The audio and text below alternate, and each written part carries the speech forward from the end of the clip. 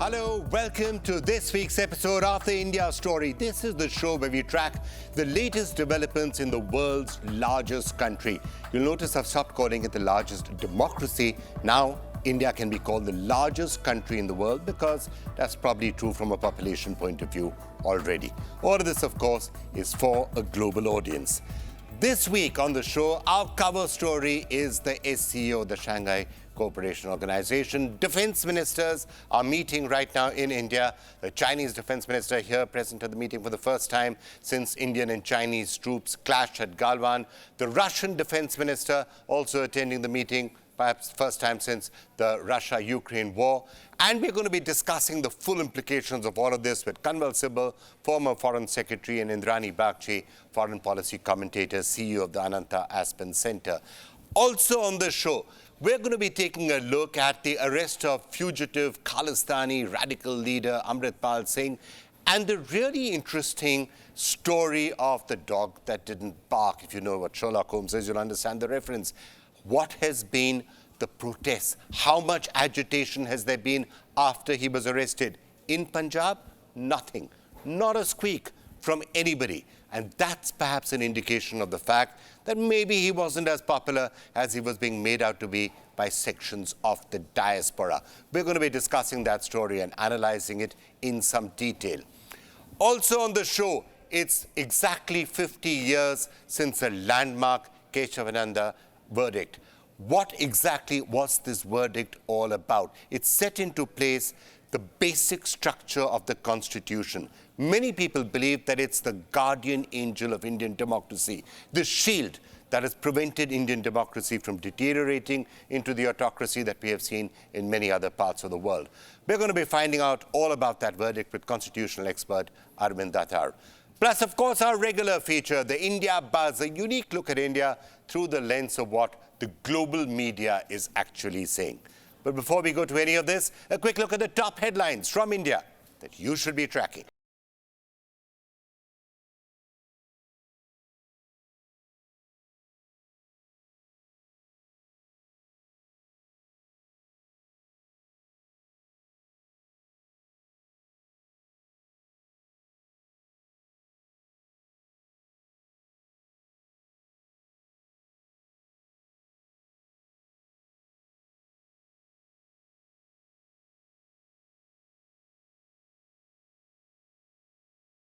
Secretary amidst backlash from the opposition.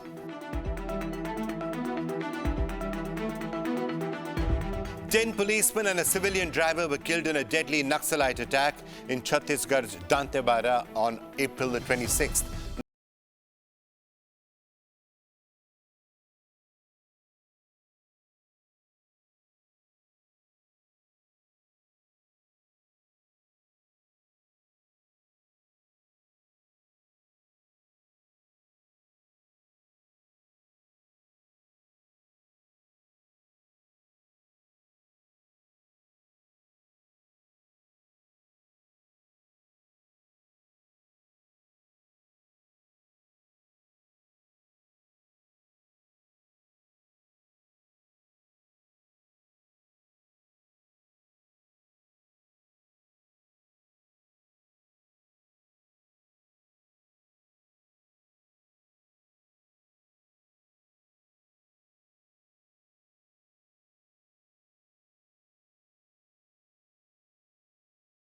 CEO of the Shanghai Cooperation Organization. India happens to be the president of the ACO this year, and that's why all the defense ministers seem to be in town, other than Pakistan, of course, which is joining virtually. The foreign ministers of the ACO countries will be here next week. This clearly is a big year for India in diplomacy. The G20 presidency is also with India.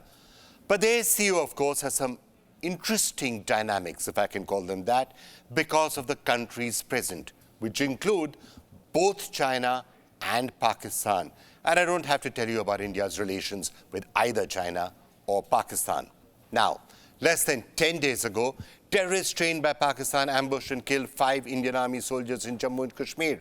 Just weeks ago, China tried to act smart and announced new names of places located in the Indian state of Arunachal Pradesh. So today, defense ministers of Pakistan and China are there putting on a very civilized diplomatic veneer, talking about how relations can be built forward. But there's obviously an issue with this, and India has tried to make it clear that the running with the hares and the hunting with the hounds will not work. It cannot work forever. Just yesterday, India's Defence Minister Rajnath Singh told his Chinese counterpart that the violation of border agreements with Beijing had to stop. These have eroded the entire basis of relations between the two countries, and until this is fixed, relations cannot be expected to go back to normal. Now, the dynamics of all of this do play out to some extent in the Shanghai Cooperation Organization. This, of course, is a grouping of 8 nations with regional security as one of its main aims. However, India cannot expect that the duplicitous behavior of China or Pakistan is going to be called out at SCO platforms. Before I tell you why, let's take a brief look at the history of the SCO. This was an initiative led by China with Russia's support. The SCO was formed in 2001 by leaders of China, Kazakhstan, Kyrgyzstan, Russia, Tajikistan and Uzbekistan, Central Asia, Russia and China. Then in 2017, India and Pakistan both became full members of the SCO. Now obviously, Russia wanted India there and China said, India is not joining until Pakistan joins, so both India and Pakistan came in. So it's clear from all of that the grouping is somewhat dominated by China, with Pakistan as a crucial vassal ally state adding its voice. Additionally, Russia, which has been India's key sponsor or India's key partner, not just in the SCO but everywhere else in the world, is increasingly becoming dependent on China. Ever since it invaded Ukraine, Russia has been dependent on China. Economically, it's very dependent on China. And so it has to start listening a little bit more to what China says. China clearly has been trying to expand its influence in Central Asia through its Belt and Road Initiative. So, murky waters, and how can India best navigate this diplomatic and strategic minefield to protect its own interests and to keep China and Pakistan at bay? Will the upcoming Quad summit in May be a better platform for India to formulate a response to Beijing and Pakistan? Well, almost certainly, because there's no divergence of interests out there. However, people still say it is good for India to be part of the SCO because it's better to try and influence what's happening here rather than sitting outside and complaining. So what should be our expectations from the SCO, from this meeting and also in the long term? It's a pleasure to be joined by 2 of the sharpest thinkers whom I know of when it comes to strategic affairs and foreign relations. It's a great pleasure to be joined by former Foreign Secretary, Mr. Kanwal Sibbal, who's also been the former ambassador to Russia. Thank you so much, Ambassador, for joining us on this show. Also with us, Indrani Bagchi, CEO of the Ananta Aspen Center and a prominent foreign policy thinker. Thank you both so much for being with us. Now, clearly, these are interesting times. You've got the Chinese in town, the Russians are in town, the Pakistanis could be coming to town next week. All of this at a time when there have not really been too many contacts and too many relations with any of them. So a complicated strategic setup. Why don't I start with you, Ambassador Sibbal? What would be your expectation from these meetings, the defense ministers meeting and then the foreign ministers meeting? We are an Asian country. And this region is very important to us. We cannot afford to see this region under the control of China or Russia entirely, or the 2 of them. And we left out because in so many ways, we have very important interests there. We've had historically very good ties with Central Asian countries. They have been interested in reaching out to us in order to balance their own relationships, especially with China. They see a rising India, they want to be able to benefit from it. We have connectivity projects which would link India with these countries. We have to absolutely counter Pakistan's long efforts to keep us detached from this area and not give us access to it, because they see that if India increases its presence in this region, it'll be, from their point of view, at the cost of their geopolitical interests. But more importantly, Afghanistan is the centerpiece of many of these concerns in this region, especially terrorism, religious extremism. This is a concern for us, for the Central Asian countries, for Russia, and for China in its own way because of Xinjiang and Uyghur issue. Therefore, we need to keep a tab on this. Right, Indrani, if I can turn to you next. If you're looking at the dynamics out here, the Chinese in town, Pakistanis coming to town, what would be your overall expectations? Are the dynamics India, Pakistan, India, China, are they going to dominate this, or is there going to be something else? If you remember, the Chinese foreign minister was here for the SCO for the G20 foreign ministers meeting, and he will be here for the SCO foreign ministers meeting. SCO, though, is literally run by China, because China is the dominant power in SCO. Russia may have started there. Russia is no longer anywhere in the reckoning, and Russia, because of the Ukraine war, has become too much of a subsidiary or a subservient partner to China, whatever their thinking may be, whatever their sentiments may be. The facts on the ground don't favor Russia. But to add to what Mr. Sybil just said, I'd say the other reason why this is an important year for SCO and why countries in the Central Asia are also looking to balance China and Russia is the Ukraine war, because the Ukraine war has not made them comfortable at all. Definitely not with where Russia is going with the war, and the kind of geopolitical fault lines that have been created, which puts a question on these countries as well. Not to speak of us, of course, but definitely on these countries as well. And they are right there at Russia's doorstep. If Russia suddenly decides to do another Ukraine in another country, then it's hard for these countries. And as Mr. Sybil said, Afghanistan remains a problem, and Afghanistan remains a problem not merely because the Taliban are back in Kabul, but the role that Russia plays in Afghanistan, the role that China wants to play in Afghanistan. Please remember that China has just apparently signed a $10 billion deal for a lithium mine in Afghanistan. That's, playing with fire in a very, very volatile area. Right. The Taliban are back. The ISK is back. It's a region in deep flux. Ambassador Sybil, if you look at the overall world, it's a very different world to what it was when you were the ambassador to Russia and when the SCO was first being spoken about. India itself has obviously risen a lot in power and in status, and its importance has grown. China become far more aggressive, perhaps far more domineering, far more dominating, and the imprint of China being very clearly felt across the world.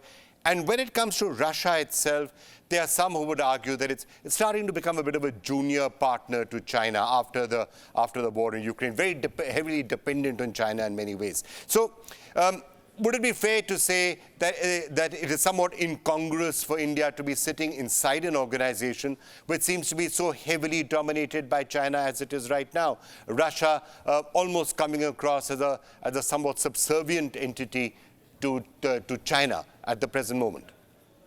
You see, there's a division of labor, if you like, between Russia and China in Central Asia. And they have devised a mechanism by which there is a balance of interest there. On the security side, it's Russia that is dominant. They have the CSTO, which looks after the security of many of these countries. And then you have the economic part where clearly China dominates. The second thing is that there are a lot of reservations in Central Asia about China. They don't want to become prisoners of China. They don't want the Chinese to just take over their economies as they have done. Because the manner in which China operates, they destroy any local production. They also want, therefore, to have some kind of a balance within the SU, and that is where India also potentially comes in. That's the second part.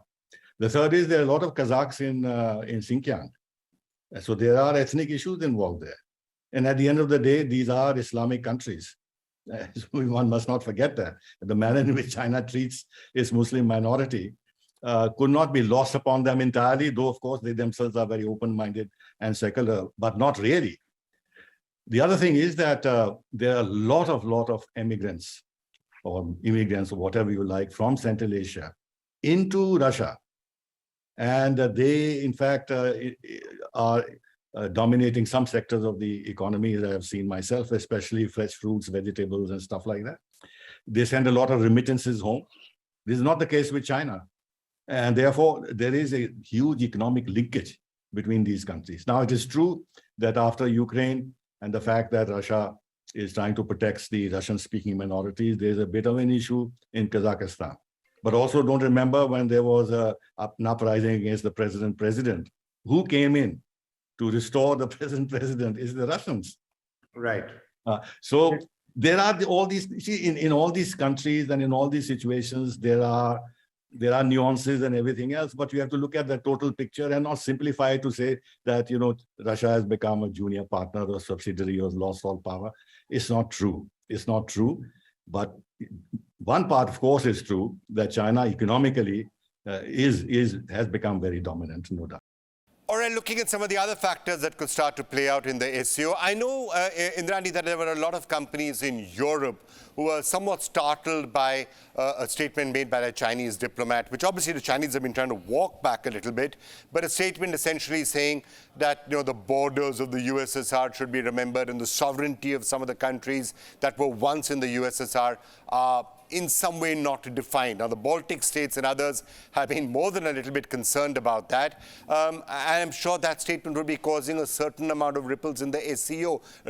Tajikistan, Uzbekistan, Kazakhstan, they were all also former USSR republics. So somewhat in the same position. Are they scratching their heads and saying, where is all of this going? Chinese diplomats are not known to be speaking off the cuff, if you know what I mean. Sort of personal statements are really not their forte. So yes, and the question then arises, is China doing this as a unilateral gesture, or are they doing it as a with a silent prod from Moscow? We don't know. But the fact remains that it is a matter of concern. Ambassador Sybil, one last word from you then. If I understood you correctly, you seem to be saying, look, there are lots of dynamics and lots of things that are going to be playing out, especially with Pakistan and China. But it's better for India to be sitting inside the SCO and trying to shape what is happening than sitting outside it and just complaining. China is sitting on our borders, 50,000 troops, 60,000 troops, God knows, 100,000 troops, some say, all across the border. We are talking to them. We've had 18 rounds of discussions bilaterally. So what's the difficulty in being in a multilateral organization along with China? Our defense minister has met the Chinese defense minister in the past. Our foreign minister has met the Chinese foreign minister several times. So that dialogue continues. And if that dialogue continues within a larger forum, it is not unhelpful. And number two, it is part of the understanding in the SCO that bilateral issues will not be raised. And one of the reasons why there were some concerns about bringing Pakistan in was that Pakistan will start raising bilateral issues with India. But this is looked down upon. So the SCO has developed a kind of an ambience in which this is discouraged. You remember that in one of the meetings, the Pakistanis tried to show a flag, a map of Pakistan which showed wrongly the state of Jammu and Kashmir. And the Russians asked them to take it down. So I don't think that this is any problem. We have to look at the long term. Right. We must, as a regional country, as a rising country, have a foot in every possible multilateral organization. So that our influence is felt and we are able to steer the discussions as much as possible in our interests. That is the purpose. Right, Indrani. Now, everywhere in the world there's been a lot of talk about how India has been managing a tightrope walk ever since the Ukraine war really started. And that is being underlined by all of these meetings that are happening. SCO right now, Quad's going to be meeting shortly. Then you're going to have the G20 happening at the same time. Do you think this tightrope walk is sustainable and necessary in a multipolar world? Or do you think India is going to be forced to choose sides at some point or the other? It is, Vikram, we have no choice. The world is, we're watching the world in a sort of a geopolitical flux, and it is as important for us to be part of the Quad as it is for us to be in the SCO. Because these are as well as the BRICS. I mean, we keep forgetting the BRICS, but the BRICS is again another organization that's dominated by China. But we need to be there. We need to be in the room. We need to be in the rule making space for all of these discussions. Just to say that because we don't like the Chinese and right now the Russians are a headache, that we shouldn't be in the room. Absolutely not. In fact, we should not give countries like Pakistan oxygen in organizations like this. Absolutely. So we should be there. And it's important for us to be able to steer these organizations. All right, former Foreign Secretary Kanwal Sibbal and the CEO of the Ananta Aspen Center, Indrani Bagchi, thank you both so much for joining us with that perspective. Let's now turn our attention to a special landmark. On April the 23rd, it was exactly 50 years since a landmark Keshavanand Bharti judgment was delivered by the largest bench ever at the Supreme Court. It was a narrow victory, very narrow, just 7-6. And even that final vote was split a little bit. In a nutshell, Keshavanand Bharti was the head of a math in Kerala. In 1970, he got involved in a tussle with the state government over the acquisition of his math's land. Subsequently, Parliament put the Kerala land law beyond judicial review. It said the courts cannot review this particular matter. Bharti challenged the constitutional changes by Parliament in the Supreme Court, and he argued that his fundamental rights were being violated. The largest bench in the Supreme Court's history then heard the case for more than 5 months. And 50 years ago, on the 24th of April 1973, the Supreme Court delivered its judgment, saying that the Constitution's basic structure cannot be amended. In essence, this verdict said that features like democracy, secularism, the rule of law, fundamental rights cannot be changed by a parliament. Parliament, no matter what the majority in parliament is, Parliament cannot come up and say, we are amending this, we are doing away with all of this. The court also said that the power of judicial review is also part of the basic structure. Now, the outcome of that verdict 50 years ago has been massive. Many believe that this judgment has been the shield of Indian democracy ever since, the shield that seems to guarantee that Indians will live and will continue to live in a country where their rights, their freedoms, the basic structure of their democracy cannot be taken away by anybody. Let's be clear. Democracy matters to Indians. Indians are more happy with democracy than people in many so-called developed countries. Just take a look at this study by Pew Research Center. Out of 34 countries, India ranked second when it came to satisfaction with democracy. 70% of the respondents said they were content with democracy. India was far ahead of the United Kingdom, where the satisfaction rate was only 31%, or the USA, where it was 39%. France and Japan didn't fare much better, with only 40% being satisfied with democracy there. India even left behind countries like Australia or Germany or Canada. But, and I want to underline this, democracy is not simply the right to vote, the election of a state government or a central government. Hey, remember, even Hitler was actually voted to power. So being voted to power is not all that being democratic actually means. What's important for democracy is a system where the rights of the individuals are protected. The state, any state, often has a tendency to be despotic. But for real democracy and freedom to prevail, institutional safeguards are important. The right to liberty, the right to free speech, the right to equality, the right to approach the judiciary. This is the hallmark. This is the basic structure of democracy. And this has been guaranteed for Indians by that Keshavanand Bharti judgment 50 years ago this week. So it's an important milestone. It is a milestone that we should be celebrating. Without this judgment, it's possible that the emergency could have taken a different path in 1975 to 77. Without this judgment, it is possible that a government in the future could be emboldened to just do away with fundamental rights. So this particular judgment is the guardian angel, the shield of Indian democracy.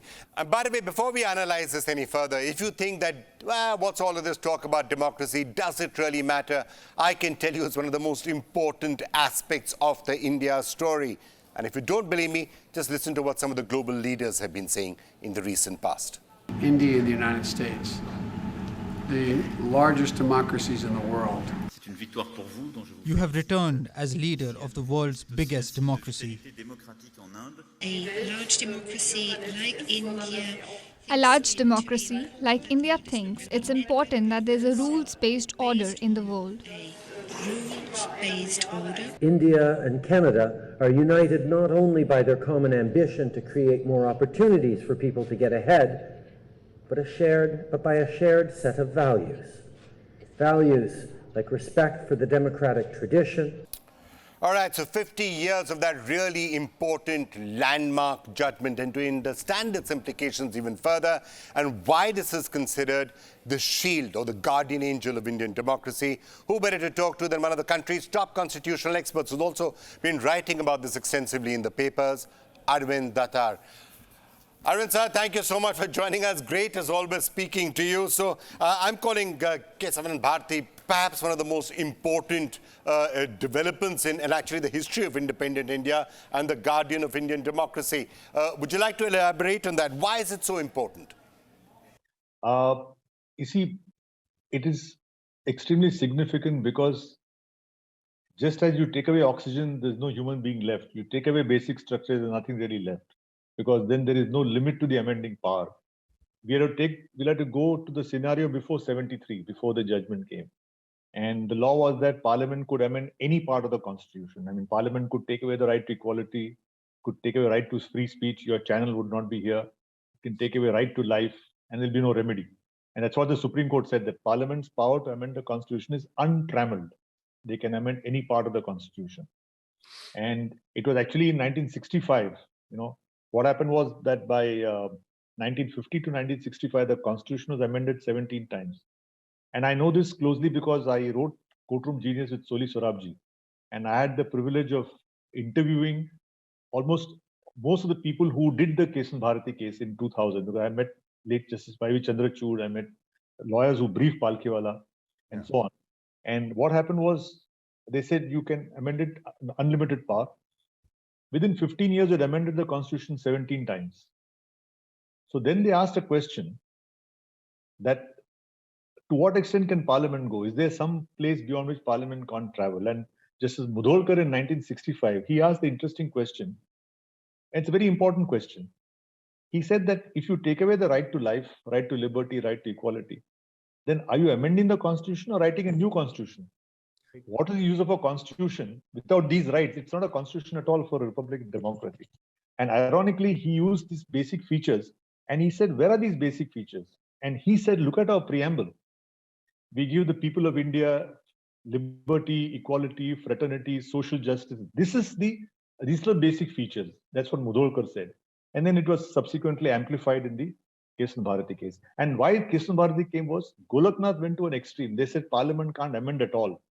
Yeah. So between one saying that Parliament can amend anything, one end of the spectrum saying Parliament cannot amend, you have to find a via media. So let's just understand that more. Because of Keshavanand Bharti, it essentially means that Parliament, for example, cannot just say, oh, we're going to do away with elections. Parliament cannot say we're going to do away with the right to life. It can't just say we're going to arrest you and throw you into prison forever without any due process. Any government, no matter how big a majority it has, even if tomorrow a government comes with a 500-seat majority, they can't do these things. They can't say we're doing away with elections, and all of that because of this one judgment that was passed 50 years ago. They can't. And they can't, for example, take away right to life and liberty. They can't say right to equality. They can't say India will not be federalist in nature. They can't say India will not be secular. So over the years, basic structure has been taken up, and they can't take away right to judicial review. like in the anti-defection case, the Kyoto Holland, they said that the decision of the speaker could decide and no court could have judicial review. So judicial review is essential. They can't have Article 226. The writ petition cannot be taken away. Mr. Dattari, this is such an obvious thing that you have to wonder why 50 years ago it was as divided 7-6. Some of these things should have been fairly obvious. Why did 6 of the judges feel at that time it's okay for Parliament to have the right to override everything? Actually, if you read the minority judgment, sometimes you feel a sense of amazement and wonderment. They really felt, and they wrote down that saying that they said that, you can't have a doomsday scenario. We can't think of Parliament which will take away people's right. We can't think that Parliament will act against the people. So they really thought that there'll be a benign Parliament and always Parliament which will do good to people. And therefore, there's no need for basic structure. And they also went by what's called a literalist interpretation. They said Article 360 says Parliament can amend the Constitution. No fetters are placed on that. So who is the judiciary to put some conditions on that? You see? And actually, I've been speaking at some seminars. I say it's not 7:6, it's 6.6 to 6.4. Because Justice Khanna argued with the minority all the way except on basic structure. So only in that one carve-out, I think it's para 1426 of the judgment, where he says, no, you can't, beyond a point, you can't do it. Because then once you take away the essential features, then the whole structure of the Constitution is altered. That he says you can't. Look, it's not still exactly codified. It is, for example, I've heard some people saying it's not crystal clear what, for example, could come under basic structure. Even in the Constitution, it's not crystal clear. Freedom of speech, it does have some caveats. So, for example, when it says subject to friendly relations with foreign countries, what does that mean? Should you not say something critical of China? So without the basic structure being formally codified in some way, is it still up for debate? What is basic structure and what is not? Not really. You see, some of the great principles of constitutional law are not defined. What do you mean by due process of law? The entire American Constitution has got the due process. Due process is not defined. You take basic structure. And according to me, if a basic structure was rigidly defined, it would be weakened. Because the very fact that it is flexible, it is malleable, it is meant for generations to come. So what is basic tomorrow may not be basic today, you see.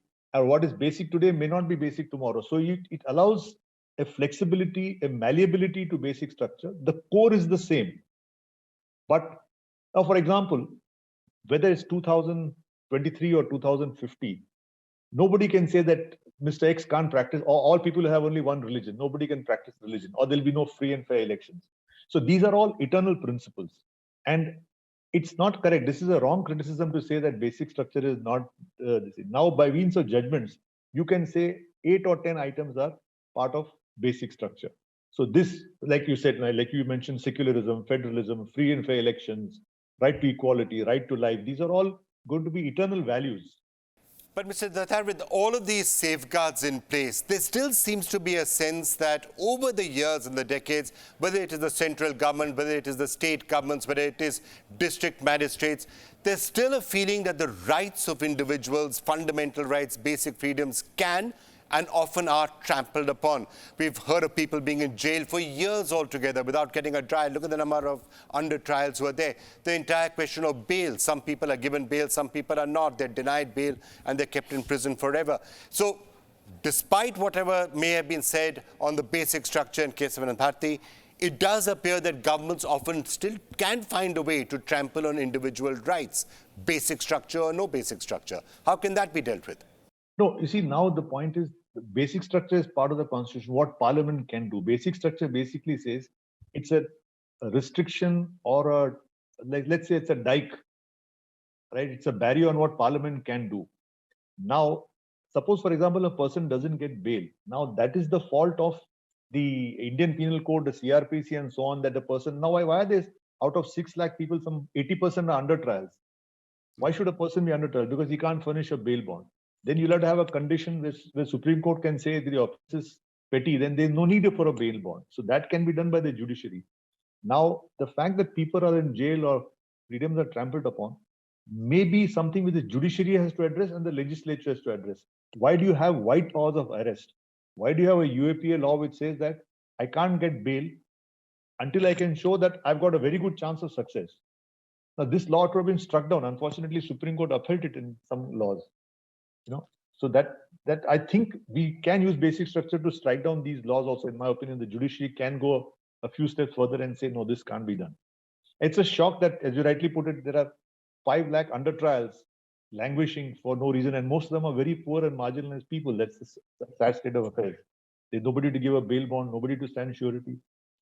So at the end of the day, you still believe that 50 years later, that judgment that was passed in 1973 with that wafer thin margin is today the biggest and the greatest shield that Indian democracy potentially has to protect itself from something that could turn us into an autocracy at some stage. Yes, and it is a shield, it's a bulwark, it's a complete protection that tomorrow, even if a government has 90% majority in parliament, they still cannot take away our basic rights. Even if they've got 99% majority, they can't still take it away. And of course, if that verdict had gone the other way, what do you feel? Would we have still been a democracy today in the full sense of the word, or somewhere along the way, could some of our freedoms have been eroded? Actually, in my article in the Indian Express today, when the review came up, they wanted to review the basic structure. So apart from this whole thing came that nobody asked for a review, Then Justice Beg said, see, basic structure is not defined. I don't know what's the basic structure. So should we not have the review so that we can finalize it? So Palkhiya responds saying that, he says, I never thought that we'll come to a stage where the Supreme Court can't understand its own judgment. We all know what is basic structure. And then in the final, Murtaza Fazal Ali in the review says, why are you opposing the review? Suppose you had lost Kesan Bharati. And if you had asked for a review, will the union be justified in opposing it? Suppose you had lost Kesan Bharati, would you not ask for a review? Today, government has lost, they're asking for a review, so what's wrong? And Palkhiwala's reply is extremely important. He says, and I'll quote his exact words, he says, without a trace of flippancy, my lord, if we had lost Kesan Bharati, there would be no Supreme Court before which I could argue. Arvind Attar, thank you so much for joining us on why that was such an important judgment 50 years ago. Thank you so much for being with us. All right, and let's now turn our attention to India Buzz. This is our weekly segment where we scan the global media and we say what they've really been saying about India and specifically about the India story. So a not too nice editorial in the Washington Post, which essentially published an opinion piece on NCERT, dropping several chapters on democracy from textbooks from class 6 to 12, citing the Indian Express. The article said, talking about things like the removal of a chapter titled Key Elements of a Democratic Government from the class 6 political science book. The article says this is a discouraging development for the world's largest democracy, and it says that efforts to rewrite school textbooks are now being extended to the national level.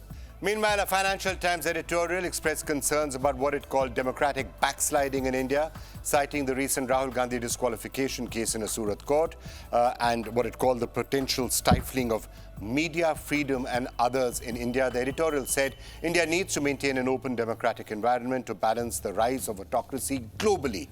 The article also said that the West should not turn a blind eye to issues in Indian democracy because it's looking for viable alternative investment alternatives, especially to China. Meanwhile, on the occasion of the meeting of SCO defense ministers in Delhi, China Daily had an editorial also saying that India and China would do well to keep outside interference at bay. The China Daily also said India should not become what it called a tool in the hands of the West. And the article emphasized that continued attempts are being made by the external parties to sow discord in the Indo-Pacific region, with the 18th round of military-level talks just concluding. So this is what that particular article said. It also highlighted what it called the importance of good neighborly relations for domestic prosperity in both countries. Now, of course, as we've heard, the Indian Defense Minister did speak to his Chinese counterpart and said, all of this is very well, but you need to do something about what you're doing on the border and stop making provocations out there. Moving on to the New York Times, which actually had a really nice and interesting story on women's empowerment in India. through the game of cricket, the game that every Indian loves. This story from a village in Punjab where a police officer and his family members are training young girls to pursue the game of cricket at no cost.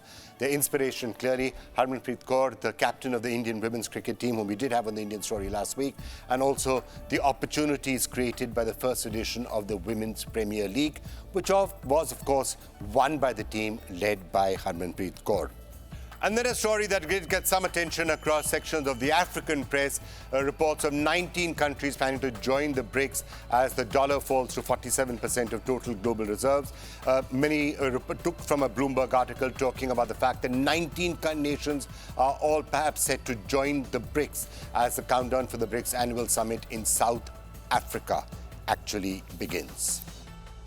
After evading arrest for 37 days, Khalistani fugitive Amritpal Singh was arrested on April the 23rd. The Punjab police arrested him from a Gurdwara in Road, Bhindranwale's native village, and the same place from where he himself took over last year as the chief of Waris Punjab Day. The police have booked him under the stringent National Security Act, and he faces over half a dozen charges such as attempt to murder, abduction and extortion. The self-styled radical leader is now lodged at the Dibrugarh Central Jail, where 9 of his other associates picked up over the past several weeks are also kept. Now, while the preacher remained on the run for 36 days, the authorities continue to pile pressure on him by arresting his key associates. Pappalpreet Singh, Amritpal's mentor, who also had links allegedly with the ISI, was arrested on April the 10th. His wife, Kirandeep Kaur, a UK-based woman, someone who he married in February, was stopped from boarding a flight to London from Amritsar Airport last week. Scores of sympathizers were also detained by the police, but subsequently released. Now, Amritpal Singh's arrest has ended the turmoil that has gripped Punjab for over a month and a half now. But many questions remain unanswered. First and the most important question is, what led to the rise and the fall of this self-styled leader? Who was behind his quick consolidation of power in the state? Did he receive support from external forces like the ISI? How was he able to evade arrest for over a month? Why did the Punjab government fail to arrest him sooner? So some of these questions will only be answered once an investigation has been done, once the authorities try to figure out what lay behind all of this. Interrogations will be required. Those questions will be answered. But at least one question seems to be answered. A lot of people were saying, oh, he's very popular within Punjab and Amritpal Singh has got a lot of local support, and it's not just the diaspora, he's got backing inside Punjab as well, inside India as well. Now, if any of that was to actually have been true, then after his arrest, there have been protests in Punjab. There have been noises made. People would have been upset. But actually, just about nothing has happened in there. So is this entirely been something that has been whipped up from abroad or from the diaspora? And does he actually have very little support, as many people also believe, inside Punjab? Well, joining us to shed some light on all of that, we're being joined by Malvinder Singh Kang, Chief Spokesperson of the Aam Aadmi Party in Punjab, and Professor Pramod Kumar, Director of the Institute of Development and Communication. Mr. Kang, let me start with you. We were talking about the manhunt for Amritpal Singh a few days ago when we were talking to you. Now he's been arrested, been sent to Guwahati. There don't seem to be too many protests. In fact, hardly any protests or any action on the ground. You must be happy about that, but does that also indicate that he didn't have too much support to start with? Definitely, Vikram, definitely. We already told about there is no response to Amritpal about his agenda and his thought. Basically, when he came to Punjab first last year, in the starting days, he creating the differences between the communities, especially against the Christian community. So Punjabi don't like about these type of damta because the teachings of gurus always Sarbadda Pala. So definitely there are very few people supporting to him, and majority of people against him. And now he is behind the bar, and everything is peacefully in Punjab. Professor Pramod Kumar, let me turn to you next. In many ways, a lack of any reaction to the arrest of Amritpal Singh is in many ways one of the most possibly important stories and critical stories there in Punjab. Would you agree with that? The people, those who are expecting reactions, I think they were far away from the reality. He was only a trigger, And if I may put 2 points, very quickly, that why this trigger could succeed to some extent, where it could appeal to some people. We have now, I normally say, metaphorically speaking, 3 Punjabs. There is a diaspora Punjab, there is an Indian Punjab, and there is a political establishment Punjab, Pakistan. So you have a different response in all the 3 Punjabs of this trigger. And diaspora Punjab is more noisy, it's more divisive, it's more, violative of the national symbols. It's that. But there, not many people support it, but it's more noisy. Indian Punjab, this element is only at the fringe. They exist, but they are on the fringe only. And number 2, in Indian, this is not very divisive, as Malvinder has very rightly pointed out, because Indian Punjab has historically have been, and you know Vikram very well, denominationally, it's very culturally conducive and cohesive kind of society. So, Mr. Kang, let me come back to that issue. What Professor Kumar was saying, regarding the entire Khalistan movement. Look, obviously, there is support from the diaspora abroad. And yes, of course, Pakistani element is the third category which he was talking about, and Pakistan will continue to try to whip this entire issue up. But inside Punjab, though, do you think this entire episode underlines the fact that there's not any resonance or no significant resonance inside Punjab itself? We already, last discussion, we already discussed about it. There are some fringe elements, and rightly said Dr. Pramod, very rightly. But these days, there are very concerning point is that some IT cell of National Party and the one group of national media every day defaming to Punjabis, especially in Sikhs, on the name of Khalistan. Practically, there is no existence in Punjab because Punjabi, you can see in the history when freedom movement going on, 90%, above 90% sacrificed by the Punjabis. And recently, in Punch attack, you can see out of 5, 4 were Punjabi boys, Sikh boys. And I think it's a conspiracy against the Sikhs, particularly Punjabis, by, I don't think that investigation matter who is behind this, but I will suggest you, Vikram, Mr. KBS Sidhu book, Khalistan Conspiracy, definitely will explain about Khalistan Conspiracy.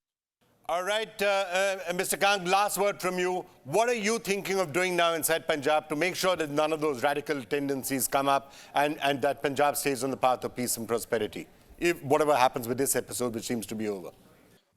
Vikram, most Punjabis' feeling is that Amritpal is a created story and that it is very written script to defame the Punjabis, and behind this there is a dirty politics to polarize one section of Punjab, and we can see, and mostly people think about this. लेकिन mostly पंजाबियों की feeling यही है कि कहीं ना कहीं ये एक scripted story थी और scripted पूरा इसके पास conspiracy थी कि पंजाब को polarize किया जाए और politically gain किया जाए. I think. Malvinder Kang, Professor Kumar, thank you both so much for joining us. Let's see how that story shapes up in the weeks and months ahead. And finally, he's called the god of cricket. And this week, a milestone that we just have to honor here on the India Story, Sachin Tendulkar. The man with 100 hundreds celebrated a very special half-century, his 50th birthday. Arguably the country's biggest ever sporting superstar since independence, Sachin is a hero, an icon, and a source of inspiration for millions even today. For Indian fans, Sachin's success on the pitch was a matter of national pride. He was a symbol of hope, of perseverance, and the triumph of hard work over adversity. He's given Indian cricket a sense of purpose and direction, and his popularity, not just in India but all across the world, remains unmatched. Sachin's influence very clearly going beyond India's borders. He's a global icon, a symbol of the universality of cricket and its power to bring people together. Sachin Tendulkar is the heartbeat of cricket fans around the world, the god to their religion, and his legacy will continue to inspire generations of players and fans for years to come.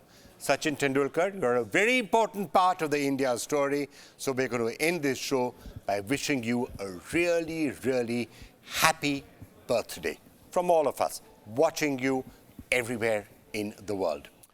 And that's it on this episode of the India Story. But we'll be back next week with another special where we're going to be taking a look at the coronation. Yes, it's coming up a week from now. But for the moment, thank you all for watching. Goodbye.